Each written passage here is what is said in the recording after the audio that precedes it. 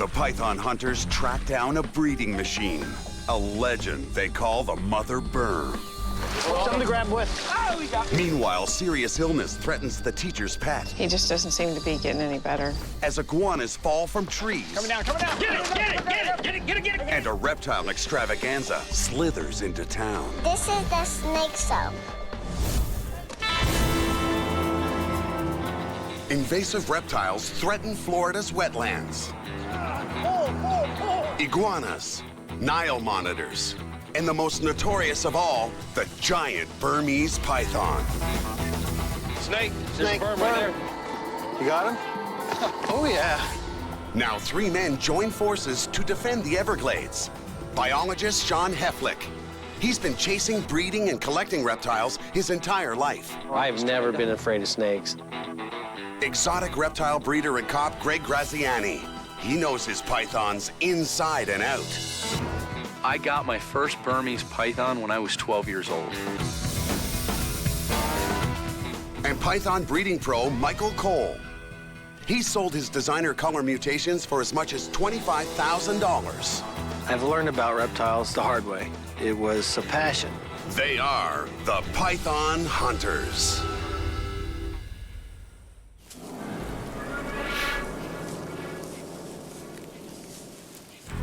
There's some good area. The Python Hunters and their kids are obsessed with reptiles. Keep your eyes open. Today, the children are on a field trip hunting wild snakes. It opens up here. This is nice. All right, now we got to get in snake mode, guys. Everybody quiet, eyes open. Start looking for some pythons or anything else that slithers. These junior python hunters all share one thing in common with their dads. They're desperate to be the first to spot a snake, but they've got to be careful. Around here, some snakes are venomous. Snake! Where? Hurry. Dad does a quick safety check. Stay back. I don't know what it is. What is it? What is it? Come on. Don't let him get away. Think he'll bite you? No. You might want to get a hold of that head before he gets up by your face. Good catch, Bodie. Thank you. What is it? A rat snake. It's a yellow. Don't let him twist like that. Don't let him twist. Get up there. Get him by the head. Rat snakes are non-venomous, but they can be aggressive. Good job. Ooh, look at that. Look at it. All right. Look at that little guy. He wants a piece of you, doesn't he? Yes. Yeah. Don't let go. You gave your daddy the good end. He just got mussed again. That's what he loves, man. Make sure you can breathe. Loosen up just a little bit. Uh-oh. He's not gonna let go now until you let go. Is he gonna eat it or let go of it? I say eat. Look, I see some feeding response there. Oh, look, he's going up the finger. Hey, Lane, There you go. I thought you just lost a finger, Lane. I was going to tell you to stick his finger in its mouth, but you didn't even have to. You know what the nice part about this is that it's a yellow rat snake, and he's indigenous to Florida, so we can let him go. Okay. Find a good spot. He was right in here. Get him off the trail. Anybody else want to hold The him? yellow rat snake can grow up to 2 meters. This one's young and still on the short side, but it'll grow on a diet of rodents and birds. Hey, nice job, Bodie. Little python hunter, huh? All right, let's get a berm. Catching a native species is an encouraging sign the ecosystem is healthy, and it's good practice for the important job of capturing harmful invasive species like the Burmese python.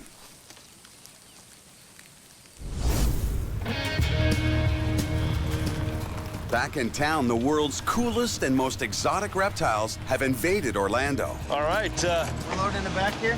Yeah, we're going right in this door on the other side of this trailer right here. It's called Repticon, and it's an event for breeders who make their living buying and selling lizards and snakes. That's beautiful. Displays slither with one-of-a-kind treasures, while titans and more manageable critters woo the crowds. I'm going to unload inside so I can move the van and... All right, we'll meet you at the table. As usual, Greg is showing off Jack, his remarkable albino alligator. And he can't help making mischief with Sean's main attraction, Precious, the first ever baby albino alligator bred in captivity by a private breeder. I'm suspicious after he just said that, since I was outside, that I'm going to open this up and you morons have have done something with it. Why would we do? Why would we do? Are you kidding me? What do you got in your pants, Greg? Mm-hmm. What's Sean's gator doing in your pants? You gotta watch him. I can't believe that he left that here unlocked under the table, walked out. Did he manhandle you? Oh, you'd think Did he with his- manhandle you? Despite lots of trying, Greg hasn't been able to breed albino babies yet, so a little jealousy is understandable. When are you gonna make me some of those? Tired of hearing Sean's mouth. Don't let him get too close. Things to come. Don't worry, Precious won't eat him. What are they eating? Oh, they're eating crickets and minnows and croc chow, and they eat everything. Baby Precious and 6-year-old Jack are two of only 50 albino alligators in existence. But Jack's size and gentle demeanor make him a bigger hit with the kids. How much does he weigh? Enough that I don't want to hold him all day. That's why he's got his playpen 80 here. pounds? Probably 60 or 70. Yeah, I don't need kisses there. For snake breeders and exotic animal exhibitors, this event's not only a chance to show off priceless pets, it's a place to make deals, meet the public, and schmooze the competition. Got something special. These are spectacular. Did you put a price on these guys? How do you price on those on one of? I don't know, but I got a bunch of dead presidents here. For the python hunters, it's an opportunity to educate the public and reach out to their fans.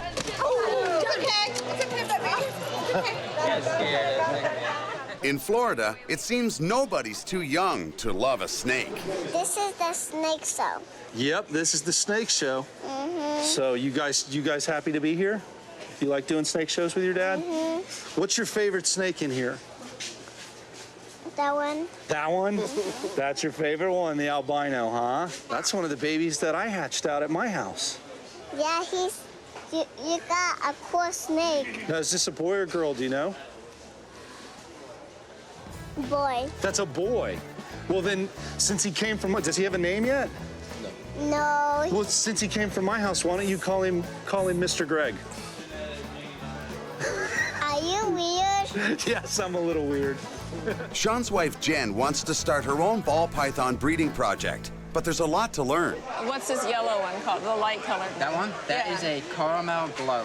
It's a caramel albino ghost. Sean's a reptile expert, but here, even he can pick up some practical pointers. When you look at these two snakes, what's the difference? Well, there's not as much yellow in this one as there is that one. Right? But as babies, right out of the egg, how difficult is that to tell? Very.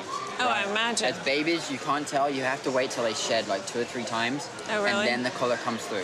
And as more and more snake combinations are made with 3 genes and 4 genes and 5 genes, it's impossible to tell what's in it until it gets older. So one of the challenges for breeders is, what do you sell it for? In Florida, exotic reptiles are big business. Annual python sales alone can reach $10 million. But strict regulations to keep exotics out of the wild are hurting everybody. There's a lot of legislation. There's a lot of people that don't like what we do. And I think, honestly, they don't understand what we do. The python hunters work hard with state and federal agencies to promote responsible ownership. This is our opportunity to have a national and possibly international platform so people can see the positive aspects of the reptile industry and what all of us do.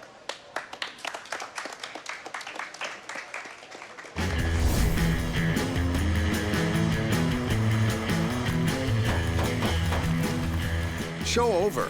The guys get back to doing what they do best, hunting Burms.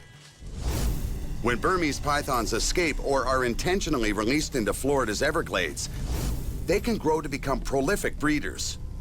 One female was found carrying 85 developing eggs, well over the average of 36. Now the python hunters are hot on the trail of another legendary female. She could be as large as 5 meters and weigh 45 kilos.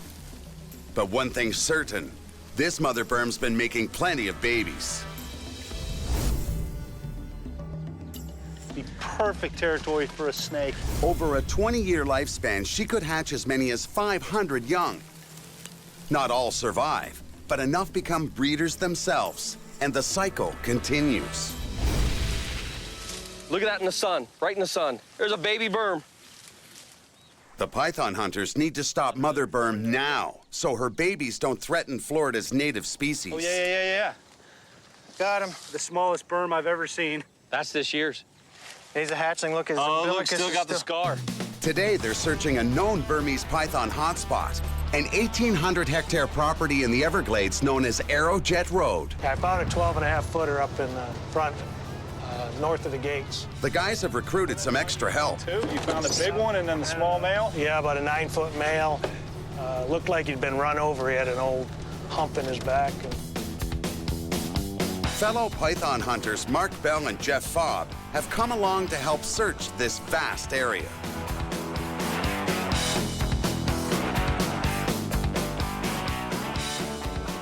There's a gator right over there. Female. Big girl. Getting that sun. Same thing these pythons should be doing.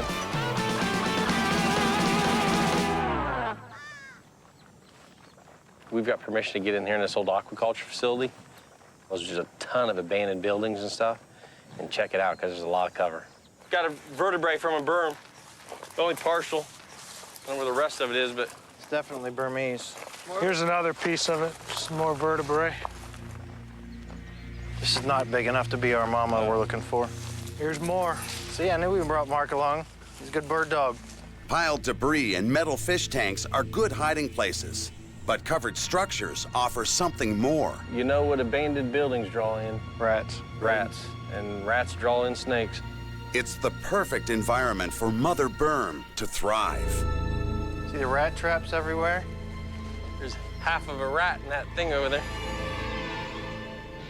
Here, we know that there's at least one big female that's still producing in this area that made it through the cold snap. If we can take her out of here, that's a good population that keeps coming back every year that we can stop. Like always, I think it's about covering as much ground as we can, so we get moving, we get on it.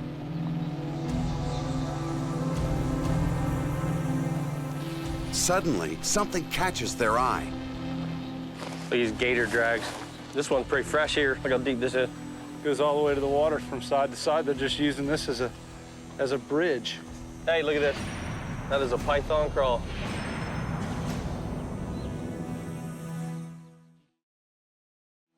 You think that could be our mama? It could be. It wasn't in a hurry. It's a nice straight path it's taken, so it's not going back and forth trying to get out of anybody's way. That's 9. This is 5 to 6 inches right here. I'm looking at the narrowest width right here. That's still a good distance. I mean, this could easily be the mother. No, she went water to water. Came out over there and back into the drink over here. Yeah, I mean, they're going to use the water for temperature regulation as well as getting from point A to point B. They can move through it, but look at what she went into. I mean, talk about a needle in a haystack. The big snake may have ventured into hostile territory, but Burms are well equipped to survive here, even with the American alligator as their competition. Fights between these two apex predators are epic and deadly.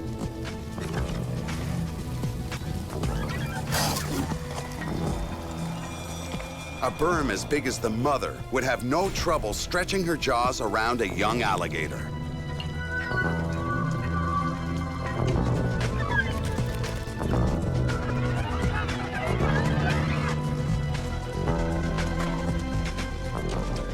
This invasive python could easily threaten the balance of nature in an already sensitive ecosystem.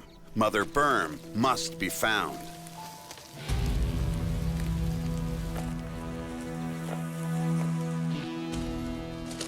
Well, nothing here. Holes all over in there. Oh, really? Done nothing, huh? Nope. Next to the deserted fish farm is a marshy area where the guys hope to find the big Burm basking in the sun. Oh, yeah. Gotta move quick. Woo! Hey, Sean, I found the mother lode. It's an armored catfish, sucker mouth. They've got little rasping teeth in there. Are you gonna need a hand, Sean?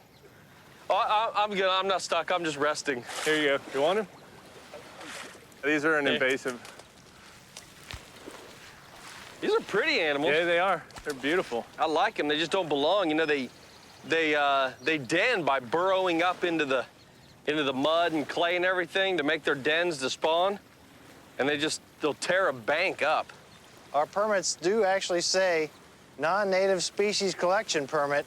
Yeah, I mean, there's stuff that eats those things, but, you know, it's not easy pickings because there's not a lot of meat and they're just encased in a nice sheet of armor. Exotic armored catfish may be easy pickings, but the mother berm could be much harder to find. This is a great spot to hide because there's a matted vine covering this whole area over here. She could sit up in here for days and we would never, ever see her. They can cover, they can bath, they can nest. They got everything right here. Got rats, yep. Yeah, buffet that comes to them. This is Python Shangri-La here. But this berm paradise isn't yielding up their grand prize. It's not long before the guys discover another unexpected creature. Guys, check this out. Oh, that's a shame. Oh my God. Little bar now? Yeah, my bet is he drowned. I like them a lot better alive. That's a beautiful animal when they're alive. Yeah. Very regal, flying through the air. Wow, this is unreal. Suddenly, Greg spots something moving in the water. I see it. Yeah, I see we're right in the middle. Here he is. Here's a little red belly turtle right here, trapped in here. He's headed back that way under all that green goop. He's gonna die in here. He's right there. Here he comes, here he comes. All right, saved his life. It's a nice male. Look at that. Get him out of here, put him back in the regular pond. Looks like it's holding up pretty good, though.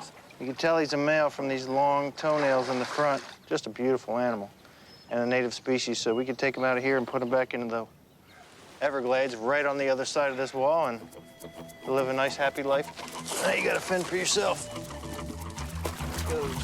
He's big enough that he doesn't have to worry about these little gators in here. He'll be fine. He'll make lots of babies and keep the ecosystem going. The mother berm will live to see another day, but the python hunters have a backup plan. I'd like to set up a cam right here. The infrared game can up. I think we need to regroup and come back and hit it again. Hitting it. We keep hitting it. Eventually, we'll find it. All right, folks, and now it's time for Florida's 5-day forecast. We got Tammy coming up here with the weather. The next day, Sean wakes up to startling news. Winter's come early. The forecast for all of South Florida calls for more frost throughout the state over the coming week. Looks like we're in for another record cold winter. Last year's cold stunned and killed a lot of reptiles. Today's hunt is all about catching green iguanas, too cold to make a speedy getaway. These trees have just enough foliage, makes it tough. Cold-blooded reptiles need sun to control their body temperature. With nighttime lows close to the freezing mark, they're fighting for their lives. I haven't seen a single lizard out. I think our only chance is going to be to check some of those burrows along that bank, maybe up under the bridges here. We're used to seeing them green. Yeah. They're going to be brown. They're going to be almost black. They're going to be so chilled. It's getting colder as we stand here. No, Let's get moving. I think we got everything we need. Yeah, we're good. I got a temp gun. 33 degrees, 36. Yeah, I mean, that's cold. In weather like this, hunters expect to find iguanas either frozen in burrows or recharging their batteries in the life-giving sunshine. What's that? It's an iguana right on the rock. Hey, we got an iguana. They'll scare it in. Yeah, it's on a rock right there. If the guys are lucky, this iguana will be too cold to move a muscle, making it an easy catch for the eager crew. Yes.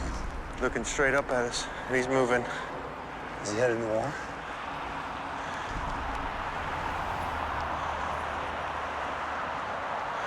He sees us.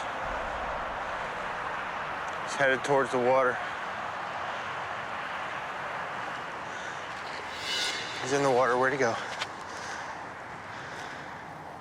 What happened, fellas? I can't believe he was moving at that temperature. Somebody want to cross over and spot or check out that yeah, bank? If I get over there, I can probably see what's on this bank ahead of you guys. Look for burrows on that side as well. All right.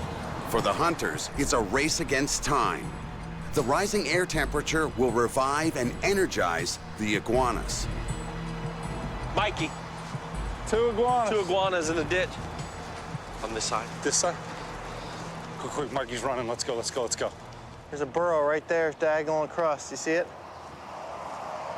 Whoa, big male right there. That's the one that just swam up. It's still wet. Yeah. It's still wet. Oh, I need backup on this call.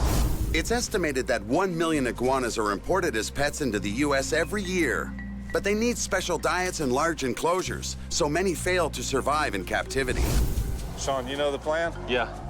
Got a little female right here, but I think that big male is going to be easier for him to flop over with he's the net. higher. He's higher up. Yeah. So. You and Sean are going to go around to that side. I'm going to line up on this side as a spotter. The lizard's facing this direction, so when he goes, he's going to go that way. So I'm going to line you up a little bit to my left, which will be your right.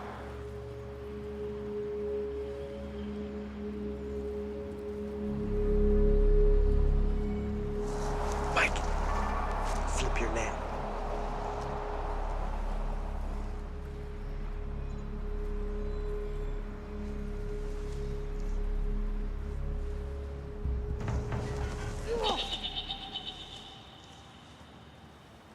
Wait, let's get that female.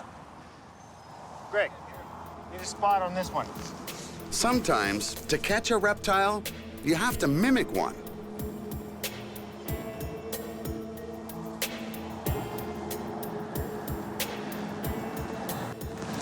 So I'd lay the net backwards like this, Mikey, and do a full out. Can you see her? Yeah. Okay, then you don't need me to spot.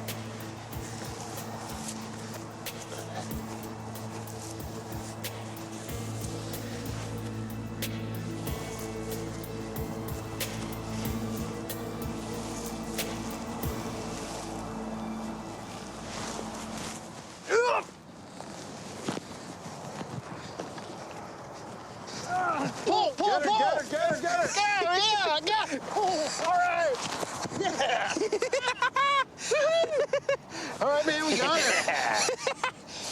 Man, I didn't say pull my leg off. Well, you said pull. Yeah, well, yeah, not off. How's that? Ooh, she's cold. Yeah, she is. The only thing that's moving is her eyelids. She's sucking in all that body heat from Mikey. Let me see what she's got just on her hands right here, because those felt ice cold. We got 58. Try right here, try back. All right, we got 67 on her back. You cannot tell me at this temperature that she has any digestive activity going on. She, you know, No. I mean, if anything, she's a little bloated. You see that? Yeah. Yeah, I mean, that's a beautiful animal. If she was warm and you know, healthy on a warm day, she would be bright green. But, you know, she's dark. I mean, look at those claws right there. That'll lacerate you quickly. I don't know what the heck I did, but yeah, Holy I got something. cow. Look at that. Warming up, sweetie? Oh, yeah, warming up. This is one more female that male doesn't have in his harem, you know, which means that's several dozen baby iguanas that aren't going to make it, you know, into the wild from this female.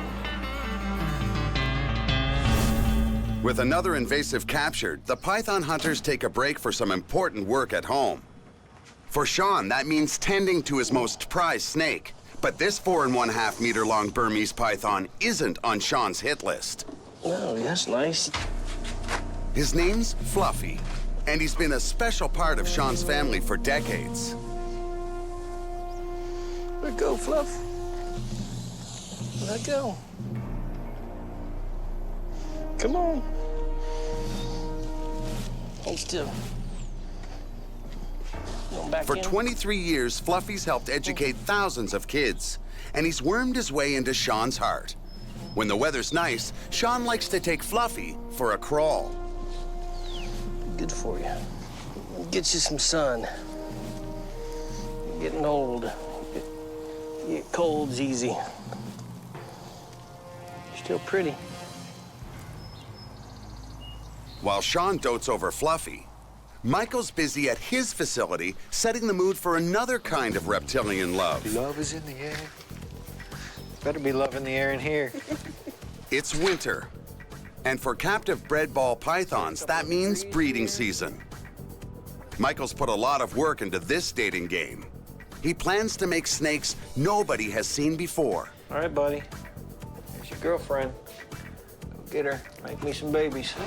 He could make hundreds of thousands of dollars selling the babies. I don't know if anybody's made lavender genetic stripes or not, but this would be a very nice year to do that.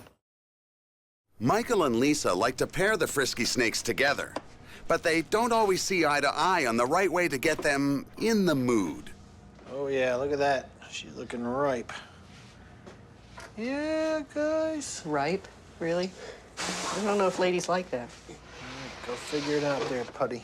Are you giving any words to the ladies? All I hear is, yeah, get in there, go, boy, and... Some males are very amorous, and they're really good breeders and constant. They eat during breeding season, and they breed just about every time you put them in with a girl. And some males, they're new, they're young, or they're just not interested, or they go off of food too fast, and then you have to stop breeding them early.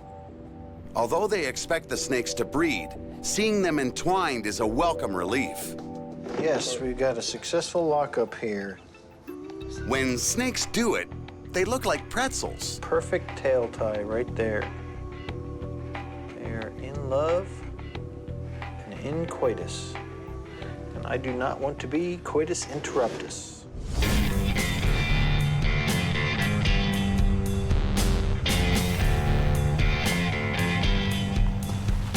Chores done, the guys return to Aerojet Road. A fresh snake trail has convinced them that Mother Burn's still in the area. Now they need visual confirmation. Technology is amazing. Get this infrared camera.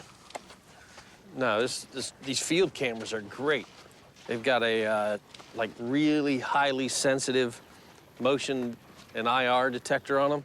So anything, this one's set to like 50 feet.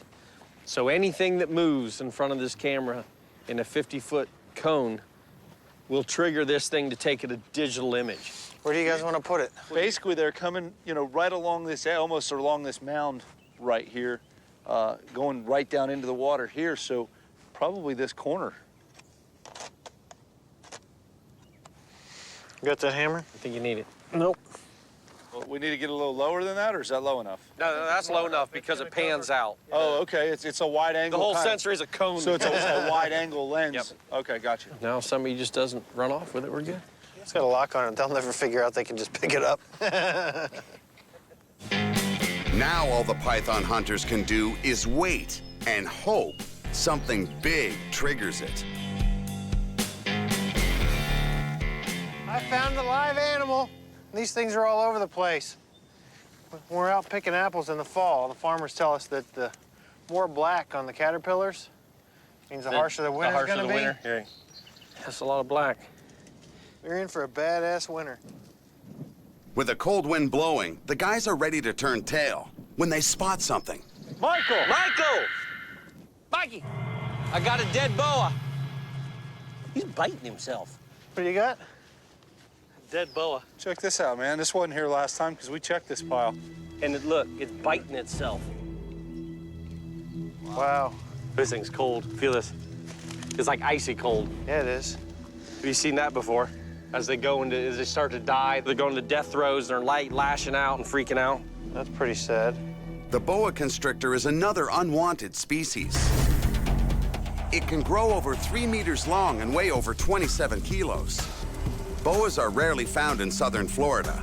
They come from tropical Central and South America, where they're tolerated around homes to control rat infestations. Wow, that's not what I expected to find here. No. You know, I'm looking for straight Burmese pythons. You know, even if this snake were alive right now, and tonight it's supposed to be down to 32 or 33, it would make it. Once you get into the interior North America, hardly any of this tropical stuff can survive. I mean, it doesn't have a chance.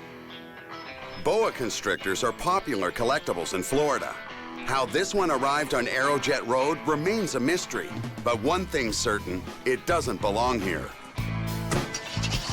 With the motion camera standing sentry, the guys head off for another green iguana hunt, this time at night. All right. Hunting by the moonlight. Check out that moon, boys. Oh, that's beautiful. Hit those bushes. Right here, right here. Green iguanas are tree dwellers. They seldom come down except to mate, lay eggs, bask, and graze. See it? That tree right there. It was right there that he's on. Could have just moved in a little bit. See if we can get it from a different angle. Turn around, Greg. See if we can get it from a different light. There it is right there. That's it. Yeah, that's it. Yeah, that's the one right there. So nose right up in there, and I'm gonna shake it out. It's gonna jump. So what are you gonna do? I'm gonna crawl up in there. It looks like a relatively slender tree. Steep. Oh, it just went. You got it? Get it! I can't see it. Here's the net, Greg, here's the net. I don't see the lizard. Did it almost hit you? It came down over there. In the hole? Yeah. Yeah. Let's load up and find another one. A night hunt poses special challenges, but using lights to confuse the iguanas increase their chances of a capture. Look right there. Back there. Yep. Greg, spin it around. Whoa. She's awake. She's awake. She's moving. Still there? Oh, yeah. It's moving. Get ready. Okay. It's moving. Right. It knows we're here. Coming down. Get it! I got that. Got it. Hit it! Yep. Get up under it. I got the tail. You getting up under it? Hold on. Yeah. Gotta get the net out of there. Yeah. Hold on. I got the back legs. Let me get. Got it. You got it? Yep. Okay. Look at that. Nice. There we go. Look at the forearms on that thing. It looks like Popeye. That is a pretty animal. That female is living fat and happy. This iguana appears in excellent health, apart from one minor injury. This tail regrows. The vertebrae in their tail will separate. The tail keeps wiggling, and the animal runs away. The tail keeps wiggling to keep whatever predator's after it, focuses on this tail wiggling, and the animal runs away. But you can definitely see with that break in the ridge exactly where it stops and goes out through with the regenerated tail. Let's bag this beautiful thing up and keep motoring. In Central America, green iguanas are hunted and eaten. People refer to them as tree chickens. But this lucky girl is nobody's dinner. She's going to become Greg's son Lane's new pet.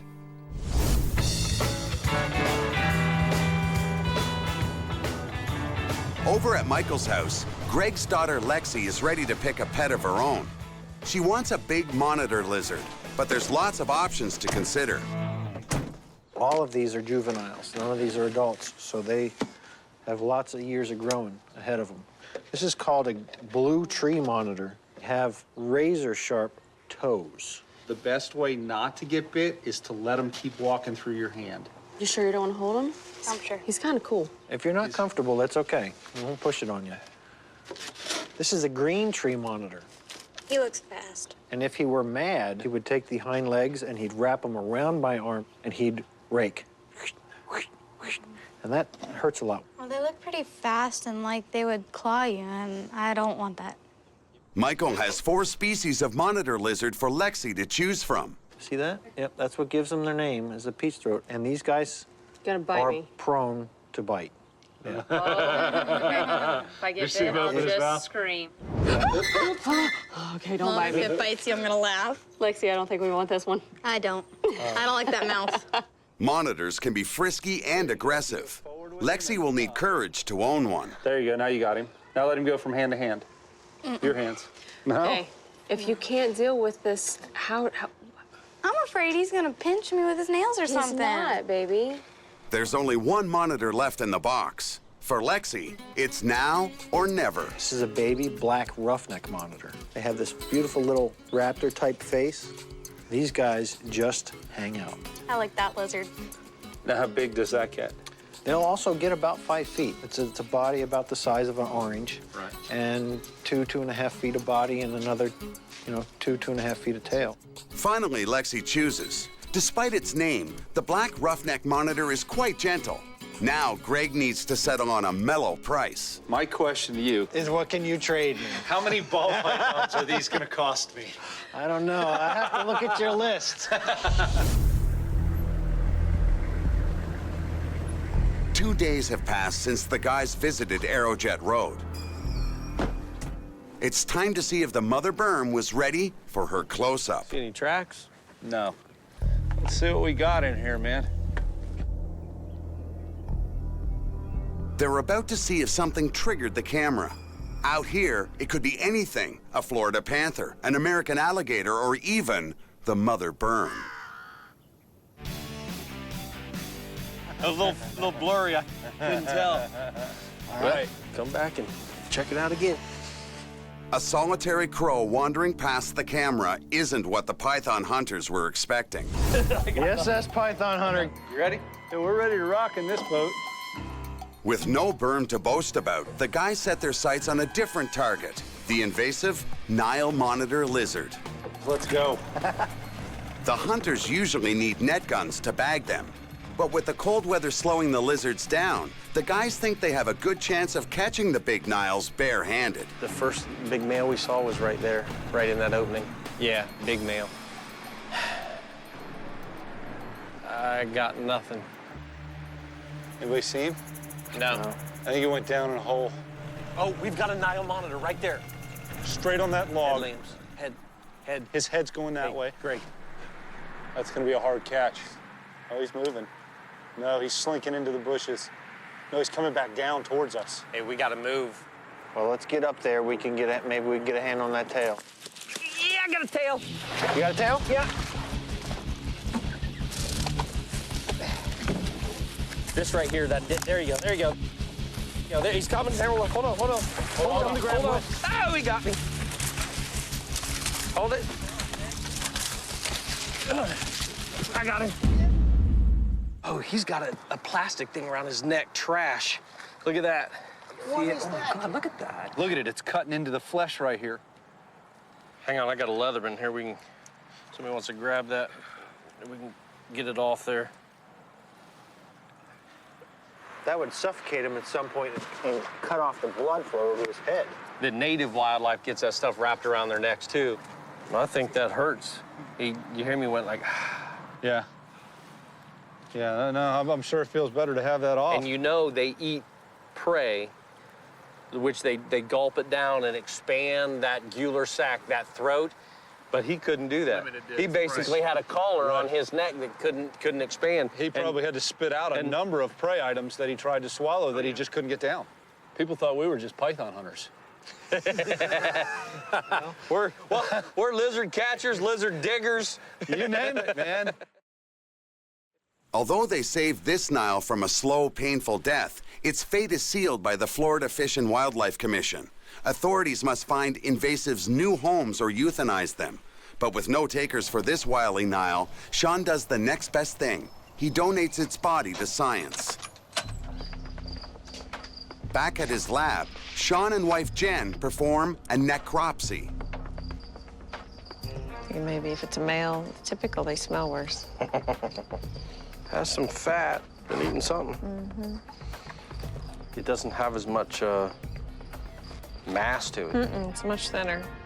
At least she is eating, even with that constriction on her neck. I bet she's had that around her neck for more than a year or so. Right, I was gonna Yeah, say. she's grown into it. It could be 2 years, 3 years. The plastic ring made it impossible for the Nile to swallow substantial prey. So we find a cricket leg, a cricket head, and if I was this big animal, that's not very much mass, very much food to eat. Yeah, that's not nutrient-rich prey item. Sean documents the necropsy for his research on invasive species, and then for comparison, brings in another Nile which was feeding normally. He wants to know what these cunning predators typically feed on. I think we got a stomach full. Look at this. It ate recently. You want to do the honors, or? No, go ahead. Okay. I like it. Let's see what we got. Eggs. Look at that. Oh, wow. Nothing but eggs. Oh, yeah.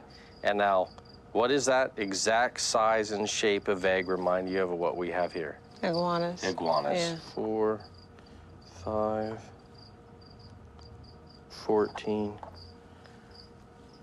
15, 16, 17 green iguana eggs. The big problem for me on these is the American crocodile because of this right here. My concern is that these things, being egg eaters, will go in and they will depredate the nest of the American crocodile and wipe out the new generations.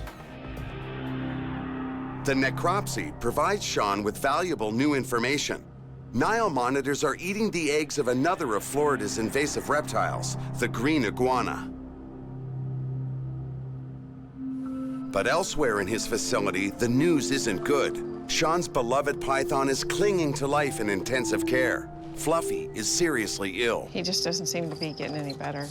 Poor Fluff. 23 years old, got an upper respiratory. This guy is producing, look at this, producing massive amounts of mucus.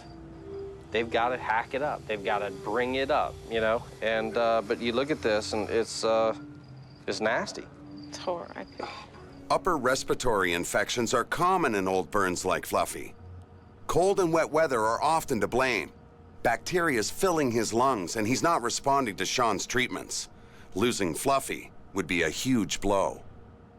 This animal has been utilized for massive numbers of educational presentations and, you know, to educate kids. He's had thousands of kids, you know, that have learned from him. And who do we use as a replacement? Who do we use for an animal to bring out and educate kids with and get people connected to it in a tactile, you know, personal manner? As many animals as get dropped here, eventually someone will drop one that's a well-behaved Burmese that we could trust, you know, around kids and stuff. I mean, 'cause I hear you. I don't know. You know, it sucks. It sucks that his final reward is that he gets old and his immune system gets depressed, and then, you know, ultimately we're probably gonna have to put him down. Right. I know, but he's like a part of our family. It's about quality of life. For Fluffy, only time will tell.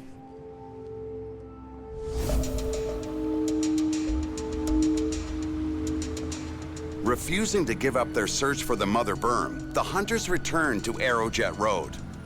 They're determined to stem the tide of fresh hatchlings before next year. If the cold doesn't kill her, the guys want to be sure she's either dead, captured, or removed. They're back at the abandoned fish farm and discover demolition underway. There was all kinds of debris and stuff piled up there. Well, they may have loaded up a berm or two in those dumpsters. And just the vibrations alone from this equipment is enough to displace, you know, a big animal. So if she's still alive, she's gonna have to either push out in the glades or find something close by. Crews are working to restore the land back to nature.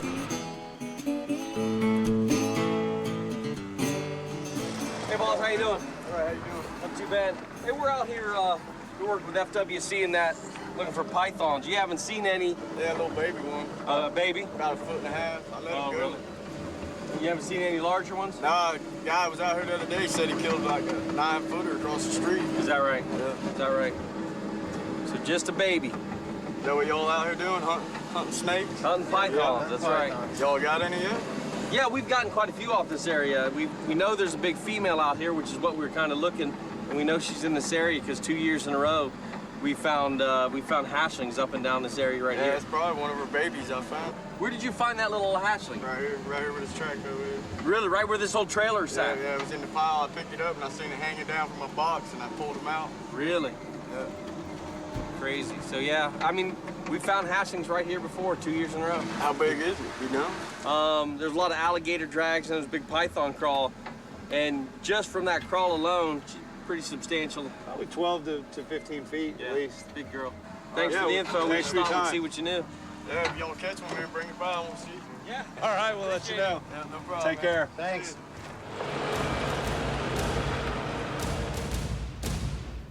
In the next 50 years, it's estimated Florida's population growth could displace as much as 3 million hectares of forest and wetlands.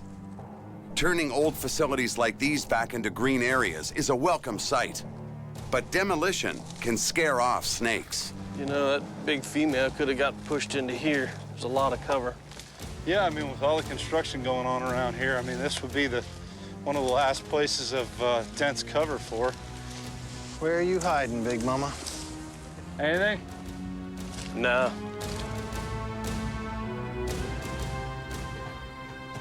All right, well, let's keep looking. I mean, these guys have got this cleared, so ain't gonna find anything right here.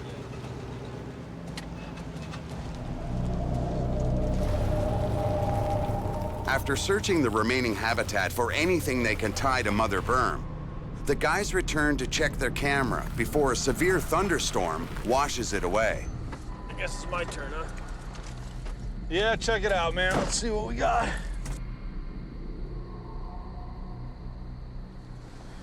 Lots of birds. Birds are keeping us busy. Well, we do know that we've got at least 2 years' worth of babies from one big girl. I'm curious to see if we've got a monster here.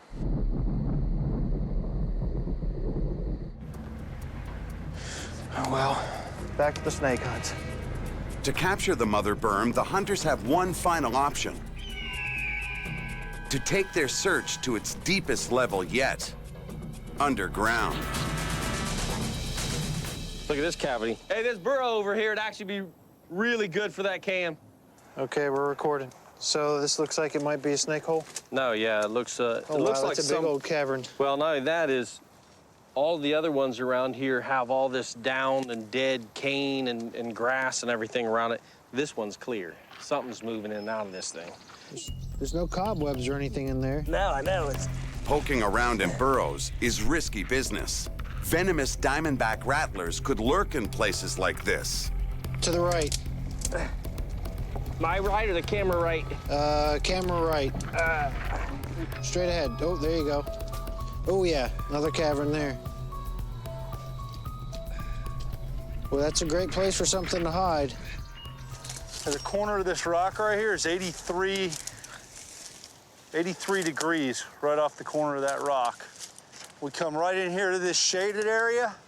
We've got 47, 46 degrees. Well, the problem is if they take cover to get in there in that dark area during the night to cover down, are they gonna have enough warmth and energy to get back out to that sun, that area that's 83 degrees?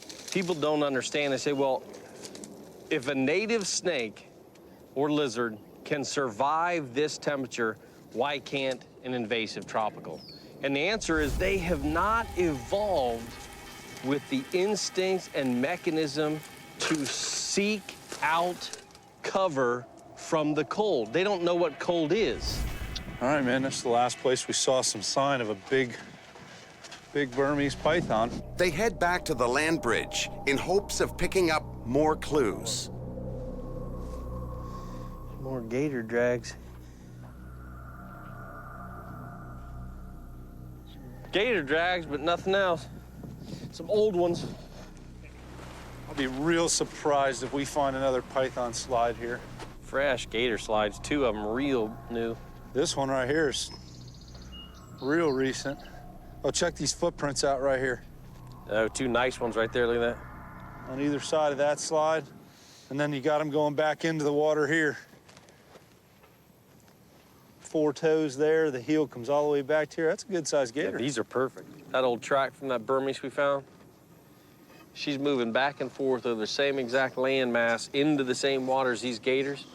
She's playing Russian roulette. Warm, she hangs out in that same area. She's gonna be spaghetti. We're gonna find her in a gator turd. It really doesn't matter if we get rid of her, Mother Nature gets rid of her with the cold, or if one of these gators grabs a hold of her, as long as she's not around next year to make babies. Now, all that stands between a happy ending for Aerojet Road and closing the case on Mother Berm is a body, dead or alive. If they can't find a berm corpse, the hunters will need to find something else. The big gator that left its track on the land bridge next to the berms. That's the only Everglades predator big enough and strong enough to have killed and eaten the mother berm. That's a true python hunter right there. For these canals, I've never seen anything this big right here. That's a berm killer. That's what that is. That's the berm killer here. He's gargantuan. Oh, yeah. Look at the gut on that thing. Berms are spaghetti to that. Greg's certain the mother berm lost her turf battle to this large predator. You know, you talked about these berms. They swim on the water, they're dinner. They swim under the water, they're dinner. They don't have a choice, man. I mean, something like that, there's not a berm alive that is gonna take that down.